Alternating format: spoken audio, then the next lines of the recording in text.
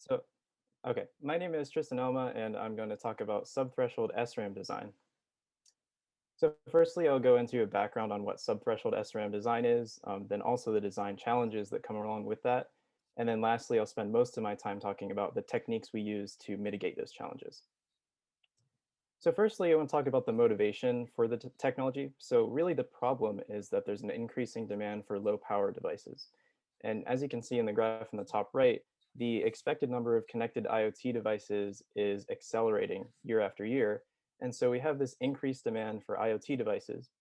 And if you think about the types of devices that this encompasses, it's like sensor nets, like sensors that sit in a field somewhere and collect data, or wearable technology or body sensor nodes. And a lot of these devices don't have access to a solid power supply. They have very limited power. And so a lot of these devices use chips that have ultra low power designs or ULP designs. And a recent paper showed that SRAM is actually a primary contributor to power consumption in these ultra low power system on chips. And so if we want to reduce power to suit the needs of IoT, we actually have to reduce the power of SRAM. And so one technique that a lot of people are employing is to lower the supply voltage of SRAM arrays. And we can actually lower them so greatly that the VDD is actually beneath the threshold of the transistors themselves. And if you see in the bottom right corner, I show an ID VGS curve for a transistor. And actually you can see that the drain current is proportional, is still exponentially proportional to VGS. So when we change VGS, the drain current still changes exponentially even beneath the threshold. So it's great that we can lower the supply voltage, but this comes with a lot of challenges too.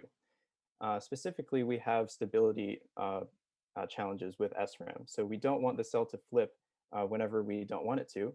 And this is why we look at static noise margins and dynamic noise margins, as you would remember from lecture. These are the static noise margin plots. And basically, when we reduce the supply voltage, these plots all shrink. And so the noise margins actually shrink as well. And so the cell becomes less stable in the subthreshold operation.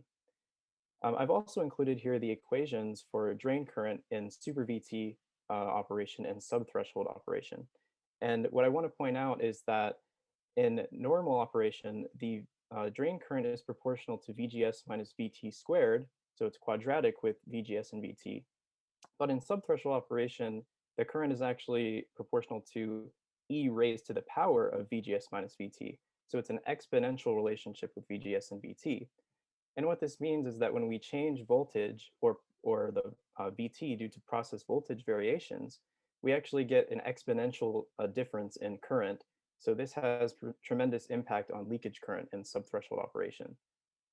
And lastly, another challenge with subthreshold is reduced performance. So when we reduce VDD, we have a less capability to charge and discharge capacitances, and so this leads to slower circuit design. So how can we address these challenges? Well, the first technique that is employed is changing the bit cell schematic itself. So in lecture, we looked at the 6T cell, which is shown here, but there are many other different kinds of bit cells, such as the 8T cell, which decouples the read port from the rest of the cell.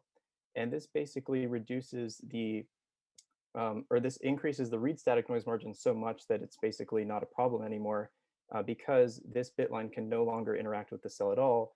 It eliminates read disturb. And there are different ways to design this. So this is the traditional 8T cell, but this is another 8T cell which uses transistors in the middle of the cell that cut off the cross-coupled inverters from each other during a read operation, which basically does the same thing as this by eliminating read disturb. But I want to talk about some other different kinds of bit cells. So there are more complex ones than that that optimize for different kinds of metrics, not just the static noise margins. So this design on the left here is another 8T cell which replaces the access transistors with transmission gates, which can pass higher voltages better than regular NMOSs. And so this increases the speed of write operations. So this is actually a performance optimization. And this one on the right is a 9T cell, which is the same as a traditional 8T, but with the addition of this M7 transistor up here. And basically what it does is it pulls node A to VDD for unselected rows during a read operation. So during a read, we only select one row to read at a time, but all the other rows are unselected. and the bit lines are still pre-charged. So what happens is for those unselected rows, the bit line actually leaks into node A, and it decreases the stability because the bit line is actually leaking when it's not supposed to be going down. And so what we do with this 9T is we pull this node A to VDD for unselected rows, which decreases the leakage because it's now pulled to VDD, and so there's no leakage going on there. So this is actually a leakage improvement and also sensing stability improvement. I won't go into detail with this schematic here, but it's an asymmetric 10T cell. It's a little more complex, and it optimizes actually for both writability and read static noise margin at the same time, but at the expense of area, obviously, and also leakage because it doesn't optimize this leakage in the same way that this 9T cell does. So those are some different bit cell designs we can use to improve the subthreshold operation. But there's another design technique we can use, which are write and read assists. And these basically use peripheral circuitry to change different voltages to help read and write operations occur in SRAM. So there are three main read assist techniques and three main write assists. And I won't go into each one in the interest of time, but I'll just give you a quick example of how they work. So for example, one write assist technique is VDCL or VDC lowering. And what this is we basically reduce the voltage inside the SRAM cell, which connects to the pull-up PMOSs. And what this does during a write operation is that it weakens the current that's passed through these PMOSs and thus weakens the one on one side of the cell. So whichever side stores a one, it now stores a weaker one during a write operation. And so the bit line can discharge that voltage more quickly, which basically helps the write performance.